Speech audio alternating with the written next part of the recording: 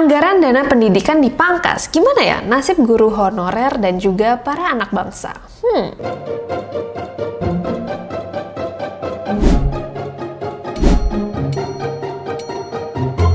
Hi guys, it's Nasjaj and welcome back to Naskah Kaget.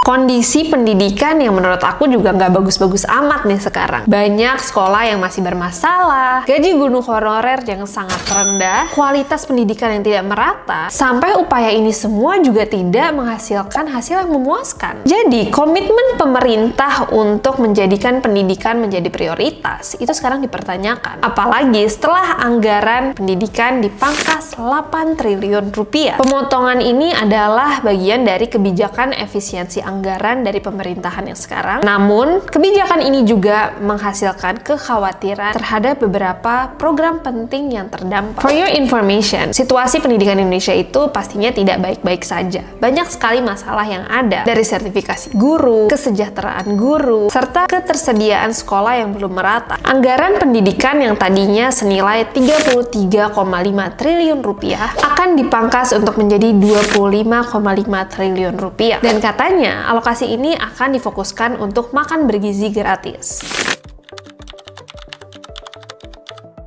Nah, makan bergizi gratis sendiri sampai sekarang juga masih dalam tahap percobaan sepertinya karena masih banyak masalahnya. Masih banyak yang belum kedapetan, pembagiannya juga belum merata, dan masih banyak banget kesalahan yang terjadi di program ini.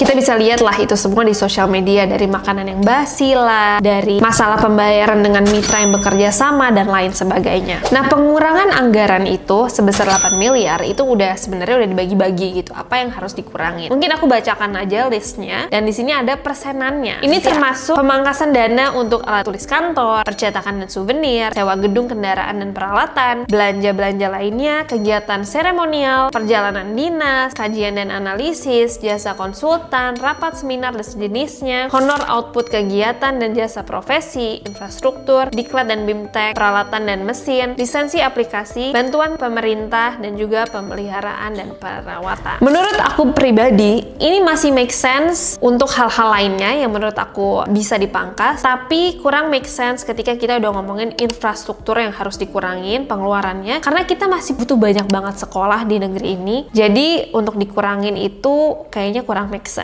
Lebih make sense kalau dana-dana pendidikan yang lainnya ini kayak alat tulis kantor dan lain-lainnya dialokasikan untuk misalnya infrastruktur atau honorer guru seperti itu. Tapi gimana ini bisa berdampak ke nasib anak bangsa di masa depan? Faktanya, ini sepertinya akan mengganggu banyaknya program strategis yang sudah dilakukan. Salah satunya faktor berkurangnya daya tampung sekolah, dan ini bisa meningkatkan angka putus sekolah. Menurut laporan yang ada 32 kabupaten dan kota yang kekurangan daya tampung di jenjang SMP atau madrasah. Kalau sekolah-sekolah ini tidak diperbaiki, maka makin banyak anak-anak yang tidak bisa sekolah. Apalagi sekarang tuh plannya pemerintah akan bikin sekolah itu 13 tahun. Nah, kalau nggak ada anggaran yang mendukung itu, gimana caranya anak-anak ini bisa menggapai cita-cita mereka? Lalu nggak cuma anak-anaknya, kita juga harus mikirin guru-gurunya. Gimana nasib guru-guru honorer yang ada? Perkiraannya ini bisa sampai membuat mereka kehilangan pekerjaan. Sebagai contoh, di 2024 ada lebih dari 100 guru honorer yang diberhentikan secara sepihak di Jakarta karena persoalan administrasi. Kasus yang serupa terjadi di Banjarmasin. Ada 751 guru honorer yang tidak lolos seleksi pemerintah. Selain itu, perekrutan guru-guru baru itu tergantung pada jumlah anggaran yang ada. Kalau anggarannya dipangkas terus, jumlah guru yang direkrut pun semakin sedikit. Menurutku pribadi, kebijakan pemerintah ini ada baik dan buruknya. Mungkin niatnya adalah untuk memangkas biaya-biaya yang sebenarnya nggak penting dan bisa dialokasikan ke tempat lain. Walaupun aku kurang setuju kalau semua biaya pemangkasan ini nggak cuma dari Kementerian Pendidikan, dari kementerian-kementerian lainnya, dan semua ingin dialokasikan untuk makan gizi gratis. Menurut aku itu kurang bijak, karena kepentingannya nggak hanya untuk mereka makan, tapi untuk mereka juga terdidik dengan baik. Kalau anggaran ini memang dipangkas untuk hal-hal yang lebih penting, seperti oke lah, alat kantor nggak usah sebanyak ini, bisa kita kurangin, tapi anggarannya kita alokasiin untuk anak-anak bisa membeli alat tulis mereka gitu. Jadi bukan untuk si kantor pemerintah, tapi untuk anak-anak punya alat tulis. Itu kan wise menurut aku. Atau perjalanan dinas bisa dikurangi agar kita bisa membesarkan anggaran infrastruktur. Kalau alokasinya seperti itu menurut aku sangat amat make sense, dan itu yang sangat amat diharapkan dari aku maupun aku yakin masyarakat Indonesia. Tapi kalau dana ini harus diturunin semuanya sampai 8 miliar dan dialokasikannya ke makan gizi gratis, sedangkan makan gizi gratis ini juga kita belum tahu dampaknya sebaik apa nantinya, itu pastinya kurang bijak. Karena lagi-lagi kita semua tahu pendidikan adalah prioritas di negeri ini agar kita semua bisa maju. Semua dimulai dari pendidikannya. Kalau bangsa ini terdidik dengan baik, pastinya kita semua bisa memajukan bangsa ini. Tapi kalau pendidikan di negeri ini masih penuh dengan tanda tanya, stabilitasnya juga dipertanyakan, gimana caranya kita melahirkan anak bangsa juga yang bagus-bagus untuk negeri ini ke depannya. Jadi itu menurut aku,